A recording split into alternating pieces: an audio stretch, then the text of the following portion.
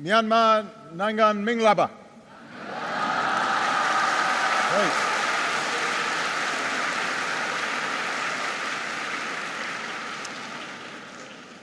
I am very honored to be here at this university and to be the first President of the United States of America to visit your country. I came here because of the importance of your country. You live at the crossroads of East and South Asia. You border the most populated nations on the planet. You have a history that reaches back thousands of years and the ability to help determine the destiny of the fastest growing region of the world. I came here because of the beauty and diversity of your country. I've seen just earlier today the golden stupa of Shwedagon and have been moved by the timeless idea of metta, the belief that our time on this earth can be defined by tolerance and by love. And I know this land reaches from the crowded neighborhoods of this old city to the homes of more than 60,000 villages, from the peaks of the Himalayas, the forests of Karen State, to the banks of the Irrawaddy River. I came here because of my respect for this university. It was here at this school where opposition to colonial rule first took hold. It was here that Aung San edited a magazine before leading an independence movement. It was here that U Thant learned the ways of the world before guiding it at the United Nations. Here, scholarship thrived during the last century, and students demanded their basic human rights. Now, your parliament has at last passed a resolution to revitalize this university, and it must reclaim its greatness because the future of this country will be determined by the education of its youth. I came here because of the history between our two countries. A century ago, American traders, merchants, and missionaries came here to build bonds of faith and commerce and friendship. And from within these borders, in World War II, our pilots flew into China, and many of our troops gave their lives. Both of our nations emerged from the British Empire, and the United States was among the first countries to recognize an independent Union of Burma. We were proud to found an American center in Rangoon and to build exchanges with schools like this one. And through decades of differences, Americans have been united in their affection for this country and its people. Above all, I came here because of America's belief in human dignity. Over the last several decades, our two countries became strangers. But today, I can tell you that we always remained hopeful about the people of this country, about you. You gave us hope, and we bore witness to your courage. We saw the activists dressed in white visit the families of political prisoners on Sundays, and monks dressed in saffron protesting peacefully in the streets. We learned of ordinary people who organized relief teams to respond to a cyclone, and heard the voices of students and the beats of hip-hop artists projecting the sound of freedom. We came to know exiles and refugees who never lost touch with their families or their ancestral home. And we were inspired by the fierce dignity of Aung San Suu Kyi, as she proved that no human being can truly be imprisoned if hope burns in your heart. When I took office as president, I sent a message to those governments who ruled by fear. I said in my inauguration address, we will extend a hand if you're willing to unclench your fist. And over the last year and a half, a dramatic transition has begun, as a dictatorship of 5 decades has loosened its grip. Under President Thein Sein, the desire for change has been met by an agenda for reform. A civilian now leads the government, and a parliament is asserting itself.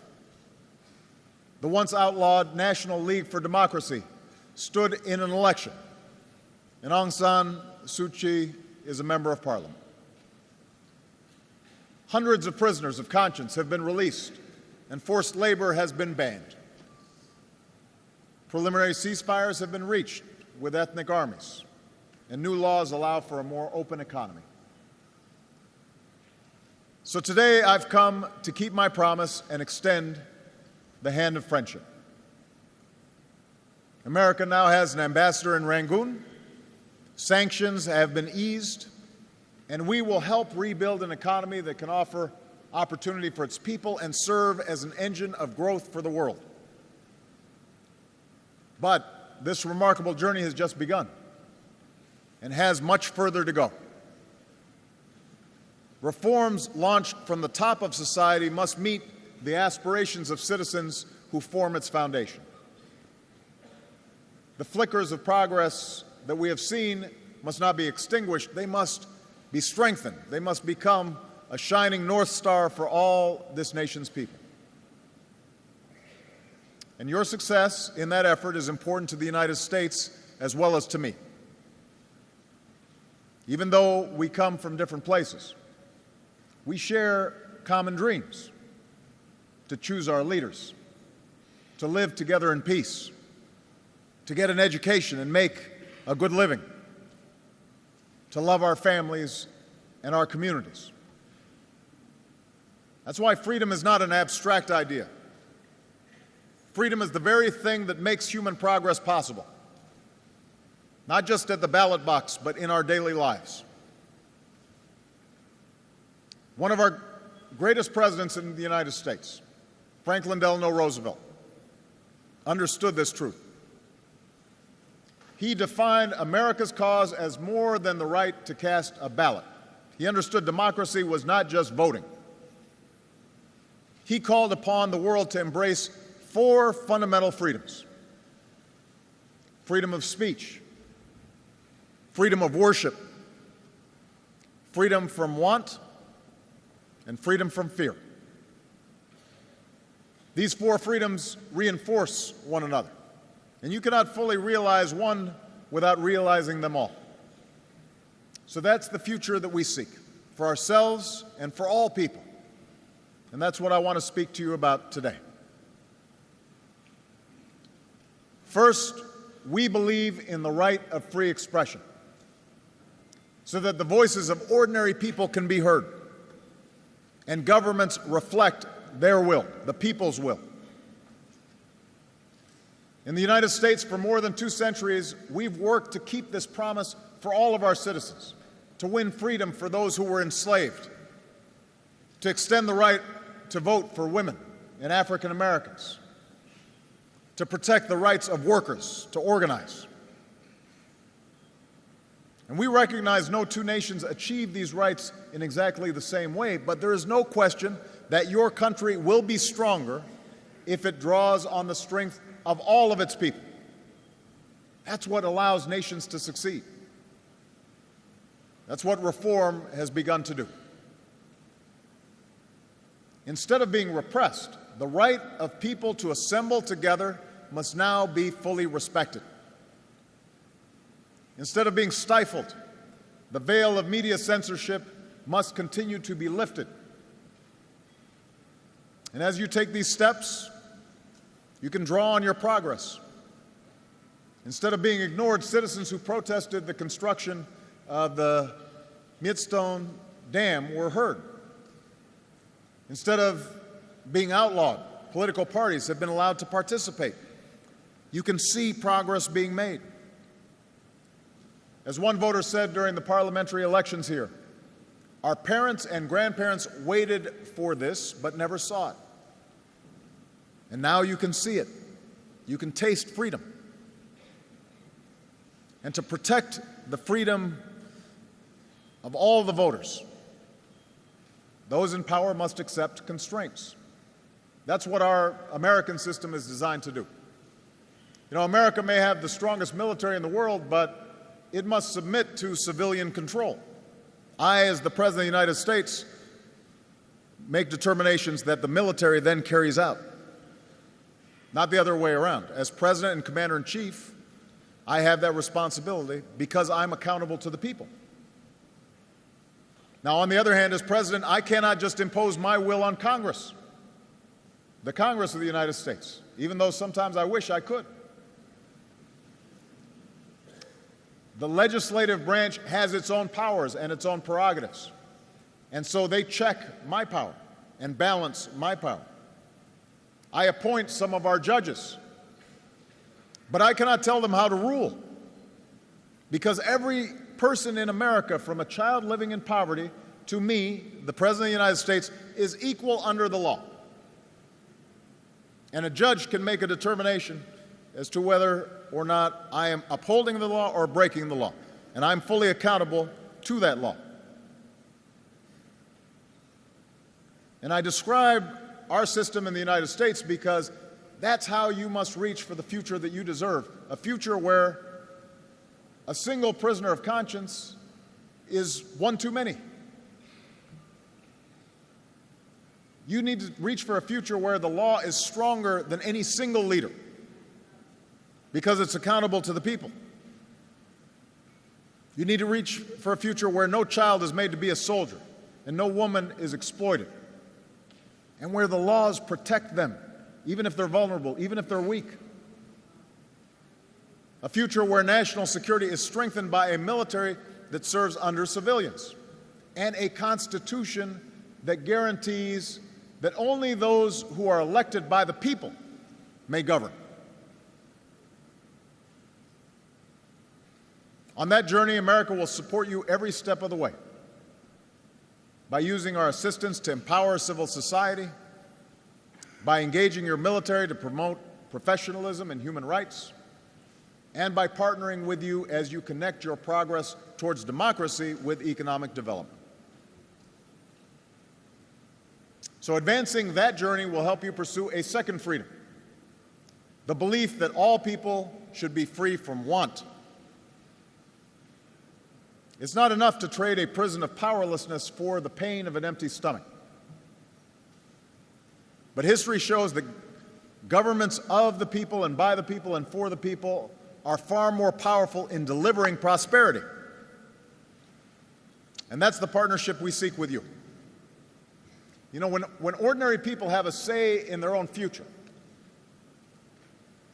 then your land can't just be taken away from you. And that's why reforms must ensure that the people of this nation can have that most fundamental of possessions, the right to own the title to the land on which you live and on which you work. When your talents are unleashed, then opportunity will be created for all people. America is lifting our ban on companies doing business here, and your government has lifted restrictions on investment and taken steps to open up your economy. And now, as more wealth flows into your borders, we hope and expect that it will lift up more people. It can't just help folks at the top. It has to help everybody. And that kind of economic growth where everybody has opportunity, if you work hard, you can succeed. That's what gets a nation moving rapidly when it comes to development. But that kind of growth can only be created if corruption is left behind. For investment to lead to opportunity, reform must promote budgets that are transparent and industry that is privately owned. To lead by example, America now insists that our companies meet high standards of openness and transparency if they're doing business here. And we'll work with organizations like the World Bank to support small businesses and to promote an economy that allows entrepreneurs, small business people, to thrive and allows workers to keep what they earn. And I very much welcome your government's recent decision to join what we've called our Open Government Partnership so that citizens can come to expect accountability and learn exactly how monies are spent and how your system of government operates. Above all, when your voices are heard in government, it's far more likely that your basic needs will be met. And that's why reform must reach the daily lives of those who are hungry and those who are ill and those who live without electricity or water. And here, too, America will do our part working with you. Today I was proud to reestablish our USAID mission in this country, which is our lead development agency. And the United States wants to be a partner in helping this country, which used to be the Rice Bowl of Asia, to reestablish its capacity to feed its people and to care for its sick and educate its children and build its democratic institutions as you continue down the path of reform. This country is famous for its natural resources, and they must be protected against exploitation. And let us remember that in a global economy, a country's greatest resource is its people. So by investing in you, this nation can open the door for far more prosperity, because unlocking a nation's potential depends on empowering all its people, especially its young people. Just as education is the key to America's future, it is going to be the key to your future as well. And so we look forward to working with you, as we have with many of your neighbors, to extend that opportunity and to deepen exchanges among our students. We want students from this country to travel to the United States and learn from us, and we want U.S. students to come here and learn from you. And this truth leads me to the third freedom that I want to discuss, the freedom of worship. The freedom to worship as you please, and your right to basic human dignity. This country, like my own country, is blessed with diversity. Not everybody looks the same. Not everybody comes from the same region. Not everybody worships in the same way. In your cities and towns, there are pagodas and temples and mosques and churches standing side by side. Well over 100 ethnic groups have been a part of your story. Yet within these borders, we've seen some of the world's longest-running insurgencies, which have cost countless lives and torn families and communities apart and stood in the way of development. No process of reform will succeed without national reconciliation.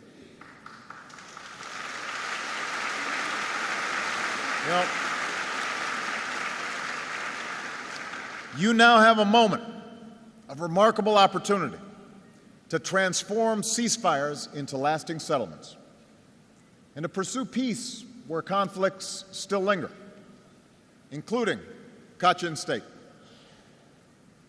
Those efforts must lead to a more just and lasting peace, including humanitarian access to those in need and a chance for the displaced to return home. Today, we look at the recent violence in Rakhine State that has caused so much suffering, and we see the danger of continued tensions there. For too long, the people of this state, including ethnic Rakhine, have faced crushing poverty and persecution. But there's no excuse for violence against innocent people. And the Rohingya hold within themselves the same dignity as you do and I do. National reconciliation will take time, but for the sake of our common humanity and for the sake of this country's future, it's necessary to stop incitement and to stop violence. And I welcome the government's commitment to address the issues of injustice and accountability and humanitarian access and citizenship. That's a vision that the world will support as you move forward. Every nation struggles to define citizenship.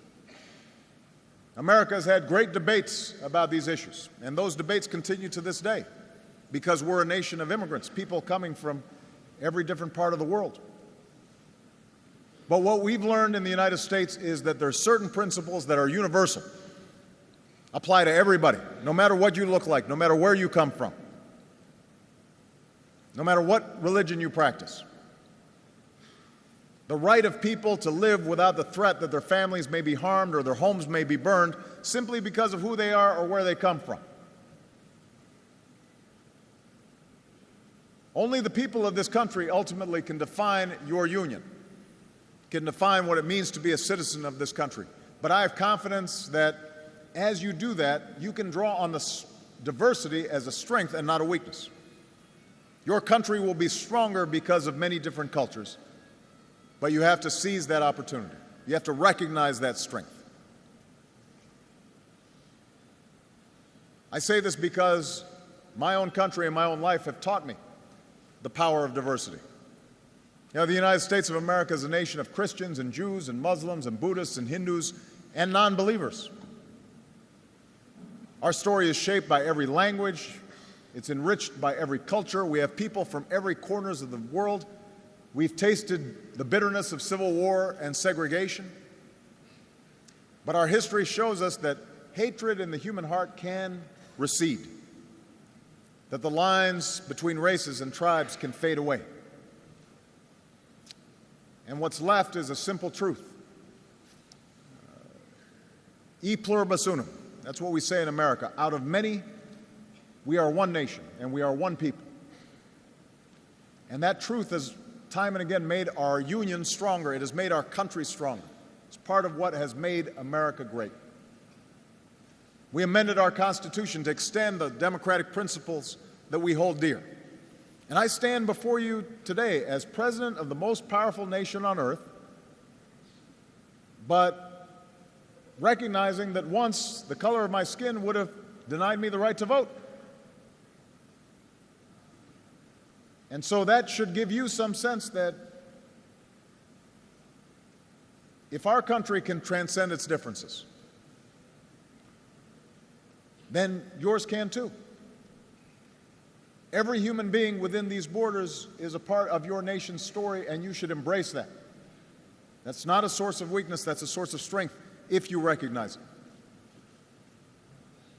And that brings me to the final freedom that I'll discuss today, and that is the right of all people to live free from fear.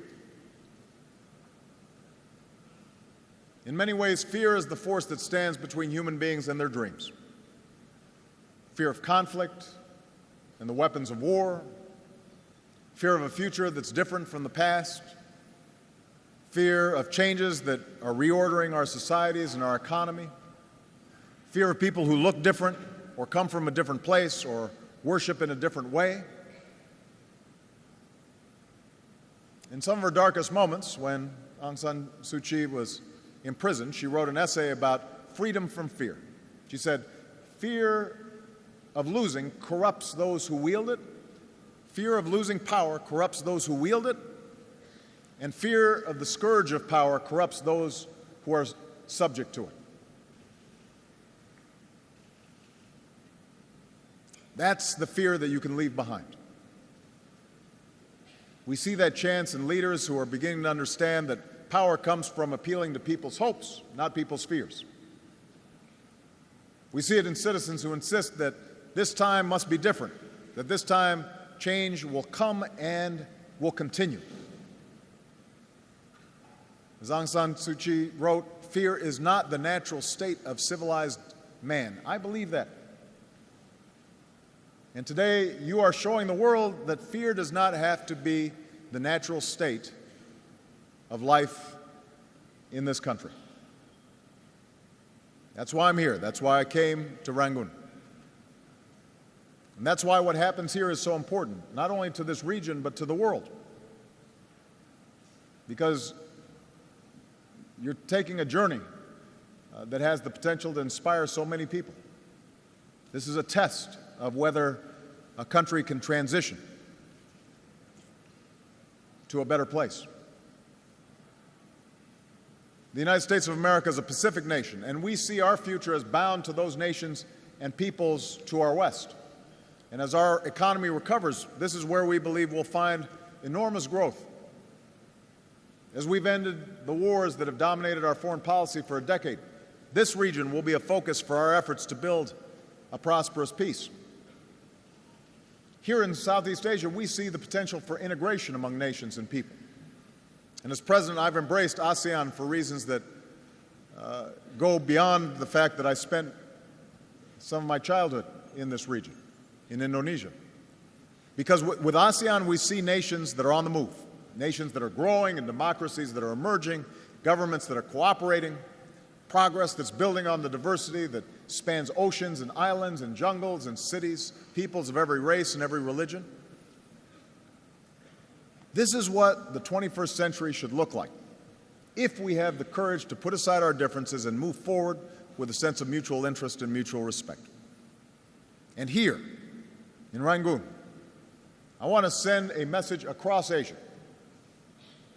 We don't need to be defined by the prisons of the past. We need to look forward to the future.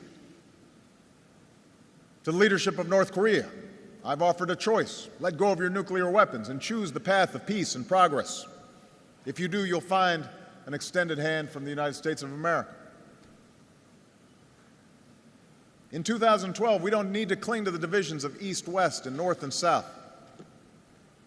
We welcome the peaceful rise of China, your neighbor to the north, and India, your neighbor to the west.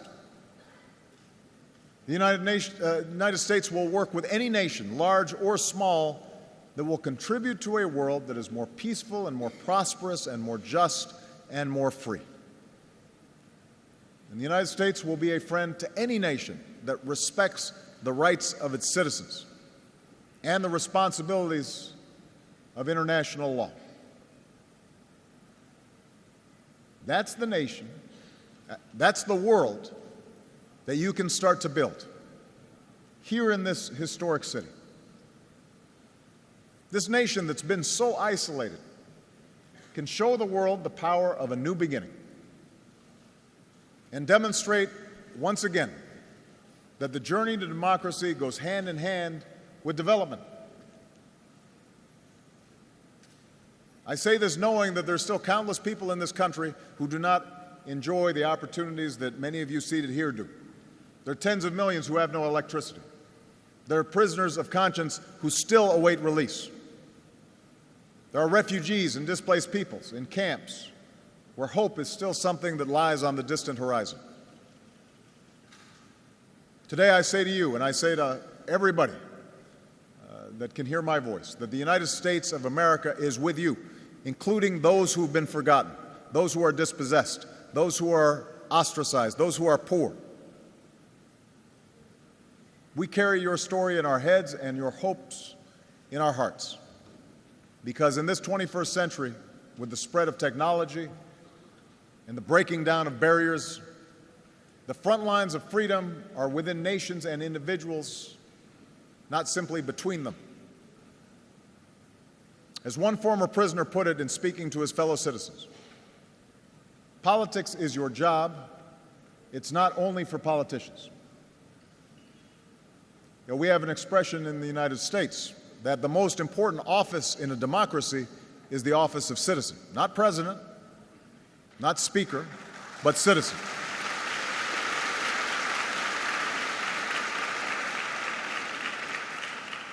So as extraordinary and difficult and challenging and sometimes frustrating as this journey may seem, in the end, you, the citizens of this country, are the ones who must define what freedom means.